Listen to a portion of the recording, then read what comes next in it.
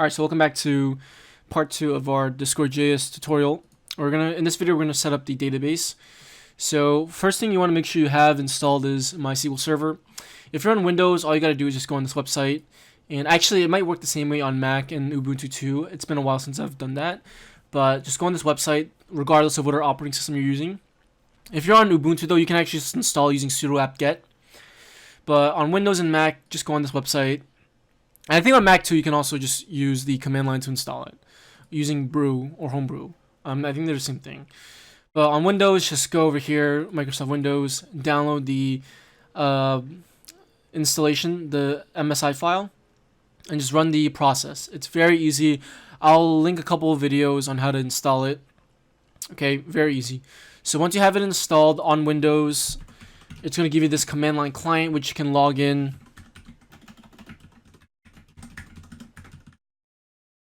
And of course, oh, I typed it in wrong. But when you install it, it'll ask you to enter a password that you're going to use to log into the SQL server. So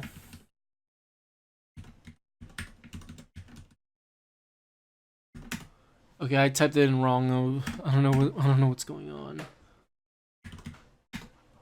Can I try one more time?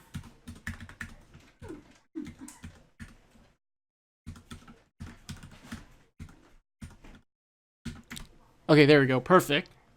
Now I'm logged in as the root user. You guys can create your own accounts on the SQL server, which I highly recommend you do. I'm not going to spend too much time on that. Okay, but I do have a custom user that I'm going to log into. So I'm going to show you. If you want to log in from the command line client, you can actually do so by saying MySQL-u, the name of the user, and then -p for the password, because we're using a password to log in. I'm going to log in. There we go. Okay. So what I'm going to do is I'm going to go ahead and create a new database first. And I'm going to call this Discord ticket system.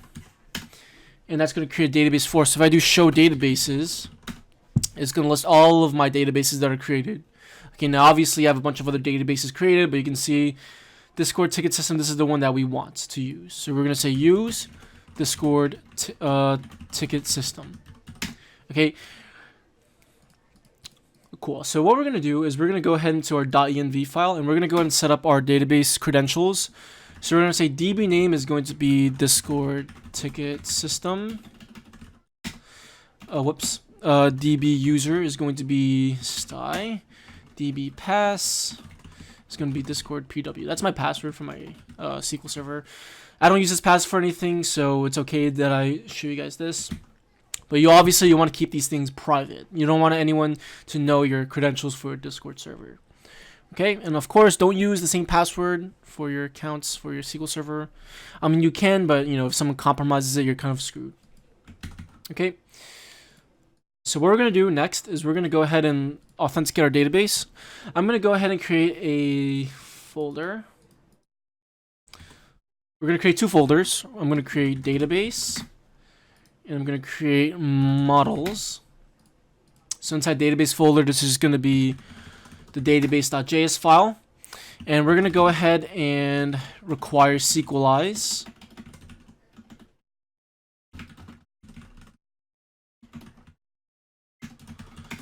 And what I'm going to do is I'm going to go ahead and log our bot in. So we're going to say new SQL, log into our database. Well, we're going to actually create an instance of Sequelize. Okay, and I think I'm doing this the right way. Yep, Sequelize. Okay, and then what we're going to do is we're going to pass in process.env.db name, which is the name of our database, process.env.db user, and then process.env.db pass. So we're passing in the credentials for the first three parameters. You can also pass in a URI string as well. And then over here, we're going to say dialect is going to be MySQL. If you're using a different database engine such as SQLite or MariaDB or Postgres, you just specify that in there. But since we're using MySQL, you want to make sure you have MySQL 2 installed. Okay. Cool. So let's go ahead and exit that. And we're going to go ahead and require the database right up here. So we're going to say const Sequelize, or just say db require database. That's /database database. Okay. So now if I go inside the ready function, the ready event, if I say db.authenticate, then logged in, catch. Always want to catch your errors because you might not be authenticated, or like authentication might not work. But you can see it says executing default, select 1+1 as result. Perfect, we're logged in. You're gonna say logged in to DB. Logged into DB. Perfect. Okay, so now that authentication works properly, next let's actually create a model. Okay. So what we're going to do is we're going to create a model. This is going to describe the table of our database. We're only going to need one table, I think, for now. So what I'm going to do is I'm going to say const Sequelize and data types model. Actually, I don't need Sequelize, just data types and model. We're going to require these two directly from the Sequelize module. And I'm going to say module.exports equal class ticket extends model. And then we're going to define a static function called init. And this function over here is going to be called from the from any file that we're going to initialize our table from, which I'll explain in just a sec. Okay, but basically what we want to do is we want to pass in the Sequelize instance, and we're going to go ahead and say return super.init. So we're basically calling models superclass constructor, or we're calling the init function that's part of the model class. Super refers to the superclass, which in this case is model, and init is the function from model. The model itself has the init function, and this is going to we're going to pass in the schema in here. Okay, so we're going to describe our entire table. So we're going to need ticket ID. So that's going to be the ID of the ticket. So the type of this is going to be data types dot integer, auto increment true, primary key true. All right, we're also going to have a couple other columns as well. So we're going to need the author ID, which is the author of the, or I guess I should do, yeah, I guess author would be fine. That's going to be the person that created the ticket. This is going to be a string. And yeah, that should be fine. Make it look like this. And the other fields are going to look similar. Author ID, we're going to also have channel ID, which is the ID of the channel. We're going to have guild ID in case we need it. And I think that should be it for IDs.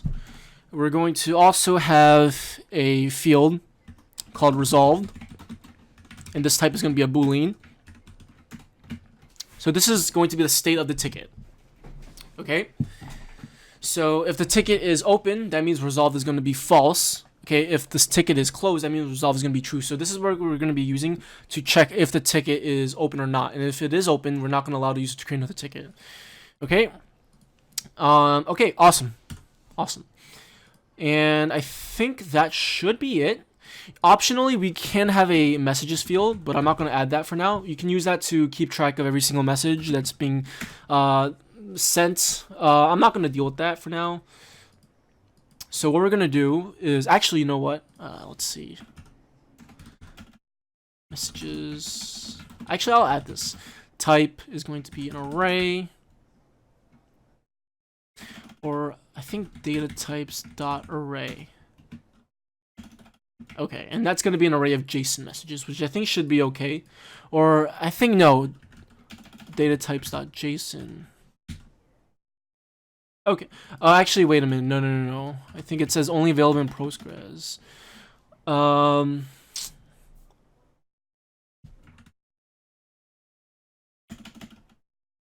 Let's see. How do I want to include this?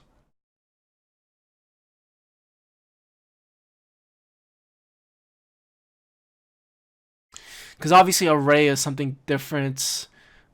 It would be an array of objects, which I wouldn't think would be serializable. So I think, yeah, it sucks that we can't do JSON, because it says it's only available in Postgres. I guess we could do it as a text, and then we can serialize it. We can parse it later. Okay, that should be fine. Okay, so now in the second parameter in the init function, it's going to take another object. What we're going to do is we're just going to say table name. This is going to be the name of the table, which is tickets. We're going to say timestamps. We're going to set this to true. And Sequelize is just going to match the Sequelize instance that we're passing, which is up here. Okay? And since both of these, since the key matches the parameter name up here, we can actually just ignore this, and that'll be fine. Okay, awesome. Cool. So you want to make sure that you have it set up like this. Okay, and you can also add fields that you can also add optional fields that you want, but we're not gonna deal with that for now. This should be okay.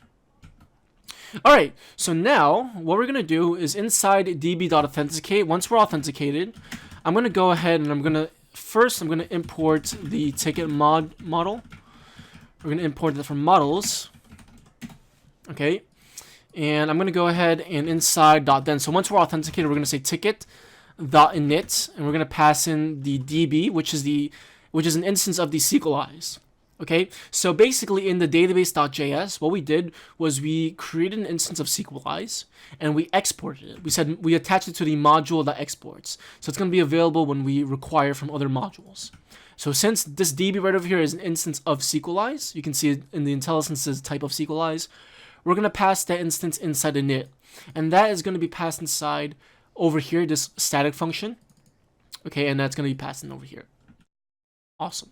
So init, and then we're going to also do ticket.sync. This is going to create the table if it doesn't exist for us. So you're going to see right over here, executing create table if not exists. This is a MySQL statement. Okay, so pretty much the nice thing about Sequelize or ORMs in general, it wraps all of these database queries for us, so we don't have to actually worry about writing database queries at all. We don't even have to know SQL that much to use these ORMs. It will take care of it for us.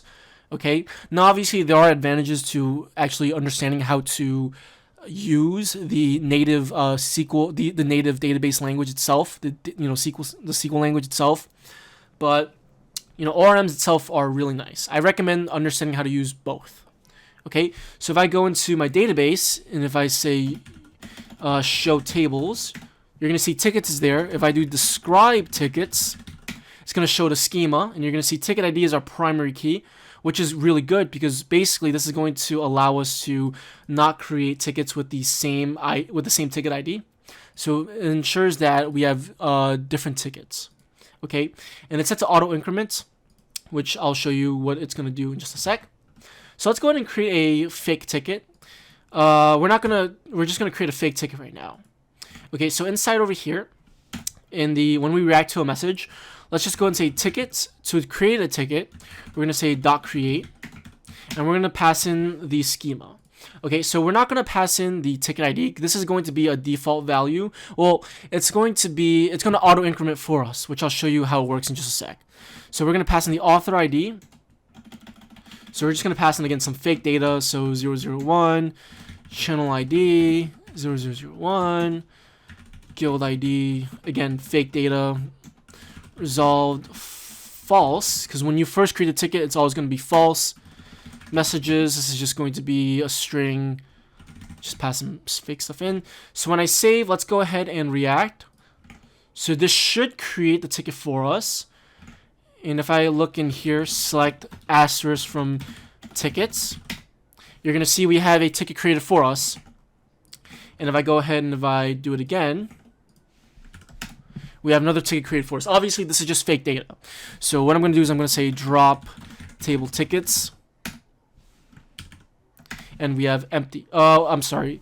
The table doesn't exist because we just dropped it. Okay, but I just wanted to show you how that works. So every single ticket that we create is going to be unique, and it's going to auto increment, and that means that we can take the ticket ID and use that as the channel name. So we can say ticket dash name of the ticket ID.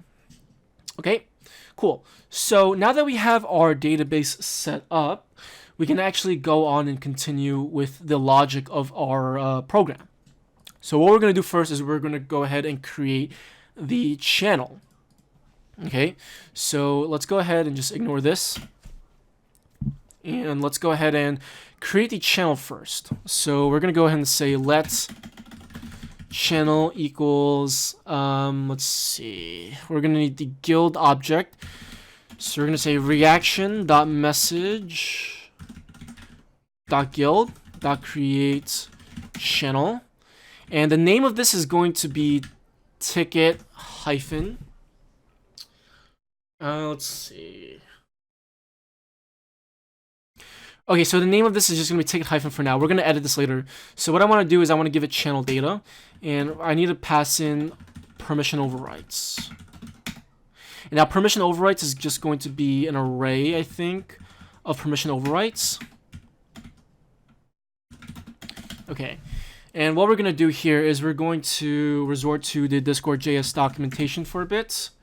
Because I don't remember this at all, but it's going to be okay. So basically, whenever we create a channel, we can pass in permission overrides. Let's see. Whoops, it's guild channel. Okay, so permission overrides is it can take in an array or collection of permission overrides. Okay, so what we're gonna do is we're gonna allow certain permissions.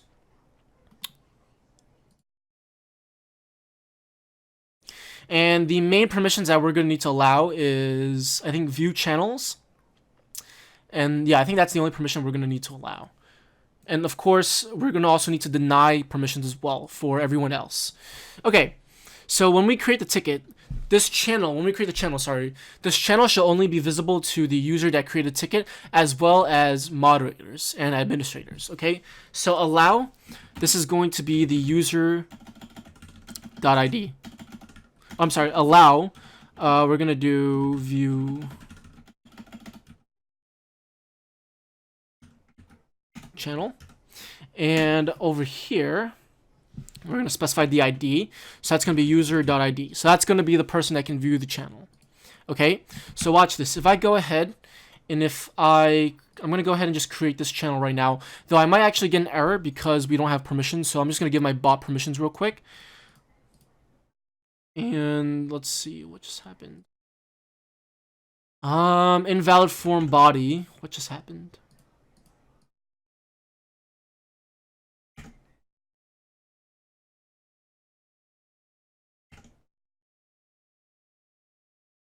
Give me one sec. Actually, let me just go ahead and catch the error and just see what's going on. Because this is invalid form body. I may have done something wrong. Probably. Let's try this again. Okay, so yeah, I think we're missing something. Let's see. Oh, I think we're missing. Okay, so we have the name. We also need the type of the channel, which it says it's optional because by default, I think by default it'll do text.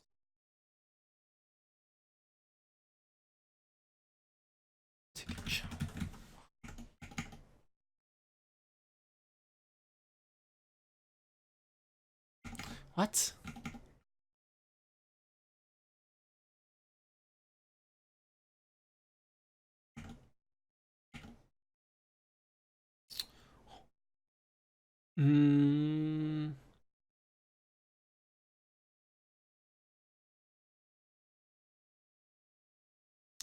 Guild member resolvable, okay, or role resolvable. We have the ID, which is fine.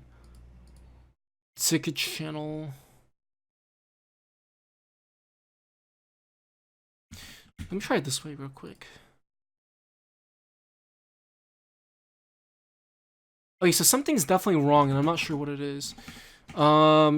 Create channel, ticket channel. I don't get it. Because by default, it'll create a text channel, I think, doesn't it? So I don't think we even need.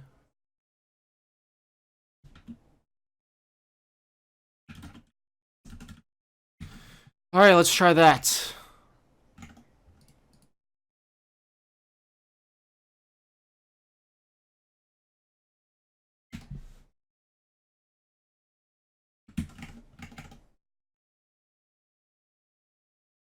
Okay, yeah, I guess I was missing the type. I guess I was wrong on that. Okay. So let's go ahead and see. Okay, this should be fine. Okay, so now you're gonna see in the permissions over here. Let's see. I should have manually.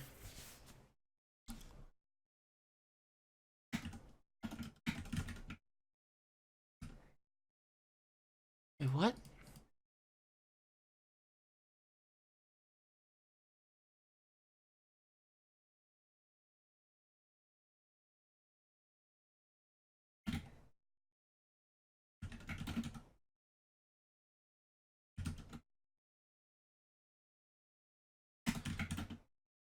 Reaction. Okay.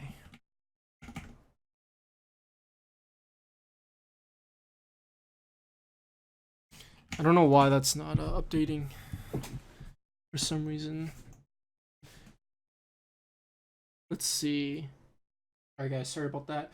So, yeah, I just took a quick little break and decided to come back to this. So, okay, so we left off right over here where the permissions was not showing, and I realized that basically if you pass in the types or options, then over there you just pass in the well, it does say deprecated, but I think over here inside you would just pass in permission overrides automatically. So we're gonna go ahead and just take this and get rid of this, and we're gonna move that in here so you can see permission overrides there. The IntelliSense picks it up now. Okay, and yeah, this should fix that issue that we were having where it was not, the IntelliSense was not picking up. Okay, and let's just make this look a little bit more cleaner because it looks pretty ugly right now. God, this is giving me really bad OCD. Okay, let's just try and save this again. Let's create the ticket. So you're going to see this ticket was just created, and now you can see that we have the permissions set up. Okay, so notice how it says everyone cannot see it, but only I can see that ticket. Okay, now of course if you want your moderators to be able to see the ticket as well, so if I go over to this channel, notice how all these bots can see it. That's because they're admins. So if I remove admin from them, they won't be able to see it, right? Now let's say if I wanted the moderator to be able to see the ticket. So what we would need is we would need the ID of that role over here. And then right over here, we're going to go ahead and I'll just add that right over here. Allow view channel ID, and then just paste that in there like that. Okay?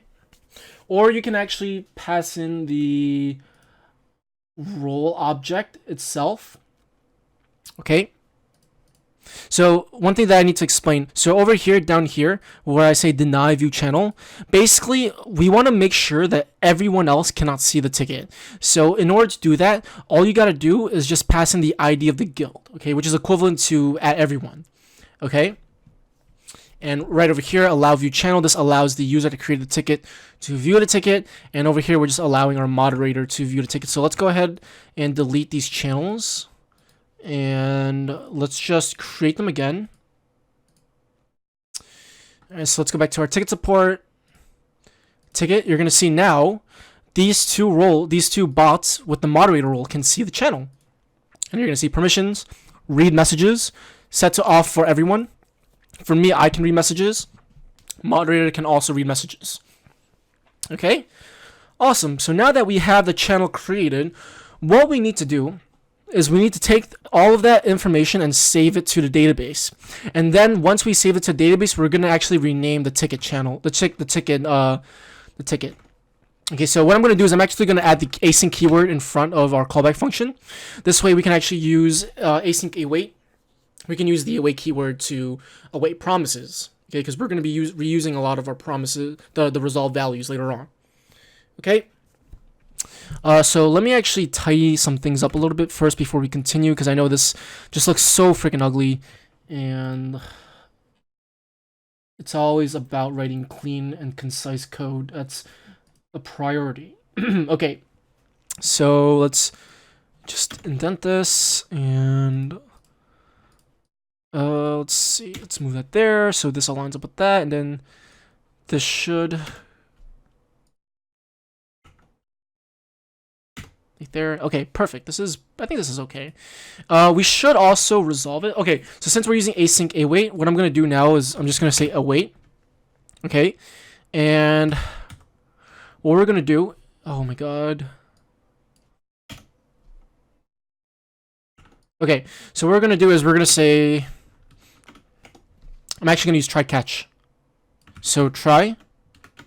The reason why we're using try catch is because an exception might be thrown, an error might be thrown, because let's say for example if the bot does not have enough permissions to create a ticket, then we want to throw an exception and not do anything further. But if it succeeds, then it's going to carry on with the rest of the code inside this try block. Okay. So let's go ahead and say, okay, so we're going to say let channel equals await. So remember, create channel returns a promise, which resolves the channel that was created. Okay, so what we're going to do is we're going to go ahead and actually save our information to the database. So we're going to go ahead and say ticket.create, and we're going to pass in the author ID, which is going to be user.id. That's the user that created the ticket. Channel ID is going to be channel.id. Remember, I'm referencing this variable up here, which is the new channel that's being created, right? Because we awaited the promise and we're getting the value back over here. Okay, so we can reuse that value as much as we want. Guild ID is just going to be reaction.message.guild.id. Resolved is always going to be false as soon as you open the ticket. It's always going to be false. And messages, we're not going to do anything for messages. Okay, so once we create this ticket, we're actually also going to await it as well. So let's just say await new ticket equals await. I'm sorry, let new ticket equals await ticket.create. Because remember, .create also returns a promise, but we're going to await it so we can do more things with it after. Okay, so once that's the case, now if an error does happen, again, it'll throw an error and it'll catch it right down here in this catch block over here. That's how try catch works. At any point inside this try block, if an exception or an error is being thrown, it's going to catch it down here. Now I know I say exception a lot because I come from a Java background and they're called exceptions in Java, but in JavaScript they're called errors, but you can also call them exceptions as well. Okay, that's the same concept. So let's just go ahead and say ticket saved. And let's just console.log the new ticket data values. Okay, so right now, if you look in our database, nothing's in there.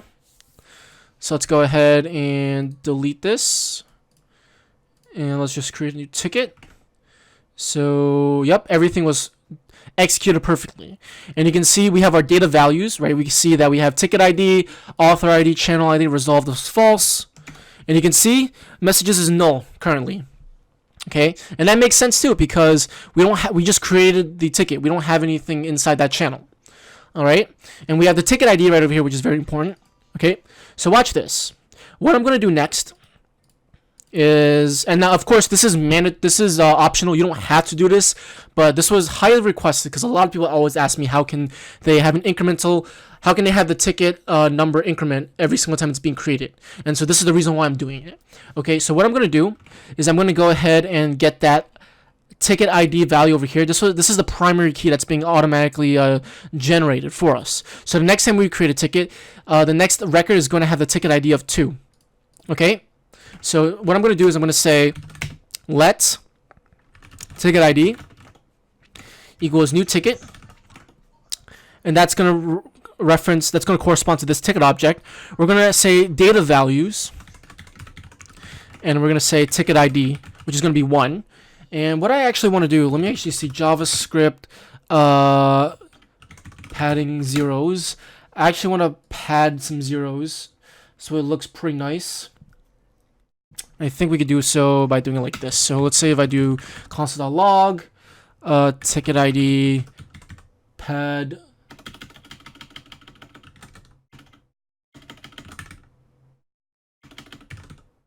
hold on, wait a minute.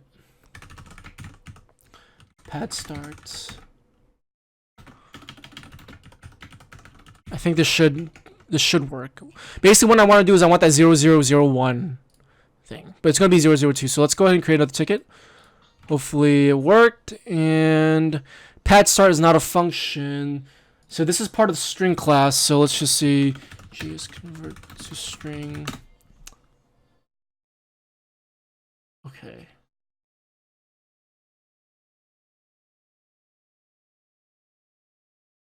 Okay, I had a little blank for a second, but I think the string function should do this, and this should give us that.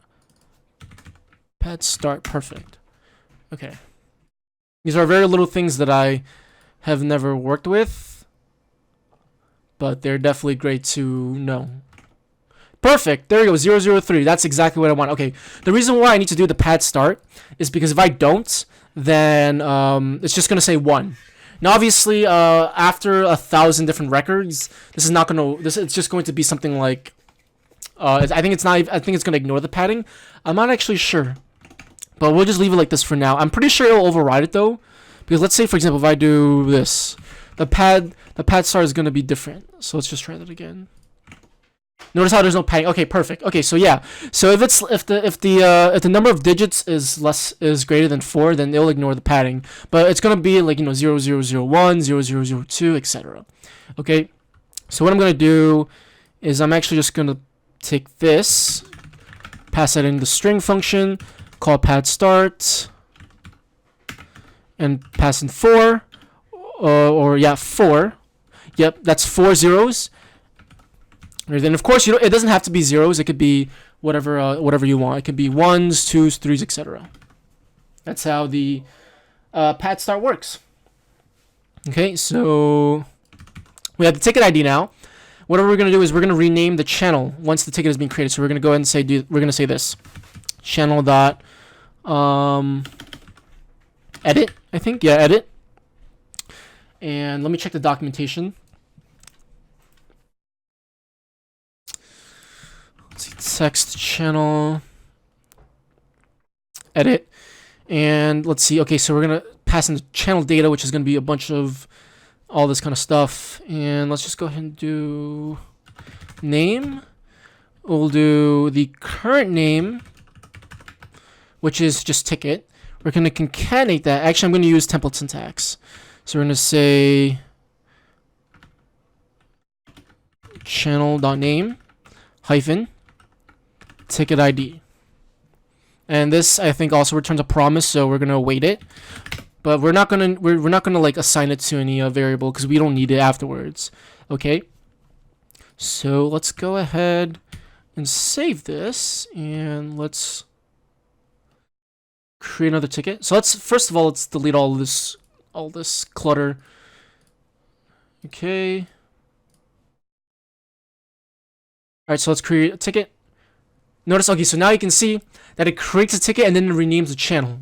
Perfect. That's exactly what we want. Obviously, the user itself would see it because, as you can see, when we create a ticket, it showed ticket and then it renamed it immediately. Okay.